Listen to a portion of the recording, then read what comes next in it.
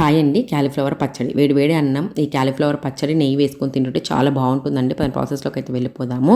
ఒక బౌల్లోకి నీళ్ళు తీసేసుకొని ఉప్పు కూడా వేసేసుకొని స్టవ్ పైన పెట్టేసి నీళ్ళు కొంచెం గోరువెచ్చగా అయిన తర్వాత స్టవ్ ఆపేసి క్యాలీఫ్లవర్ ముక్కలు కూడా వేసేసుకొని 2 నిమిషాలు అలాగే వదిలేయాలి. తర్వాత జాలి గిన్నెలోకి తీసేసుకొని క్యాలీఫ్లవర్ ముక్కలు నీళ్ళని ఒడిచిపోయిన తర్వాత చున్నీ పైన ఆరబెట్టేసి ఫ్యాన్ కింద అయితే పెట్టాలి. స్టవ్ వెలిగించి కడాయి పెట్టేసి 2 టేబుల్ స్పూన్స్ ఆవాలు, 1 టేబుల్ స్పూన్ మెంతులు డ్రై రోస్ట్ చేసేసుకొని గ్రైండ్ చేసుకొని పక్కన పెట్టుకోవాలి.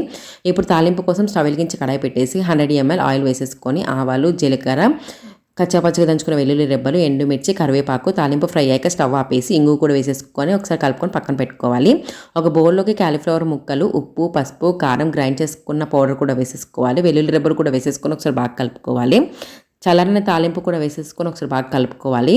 3 నిమ్మకాయలు పిండుకున్న లెమన్ జ్యూస్ కూడా వేసేసుకొని ఒకసారి బాగా కలిపేసుకుంటే ఎంతో టేస్టీగా ఉండే క్యాలీఫ్లవర్ పచ్చడి అయితే రెడీ అయిపోయిందండి. మీరు కూడా ట్రై చేయండి. ఎలా వచ్చిందో కామెంట్లో చెప్పండి. Thanks for watching. బాయ్.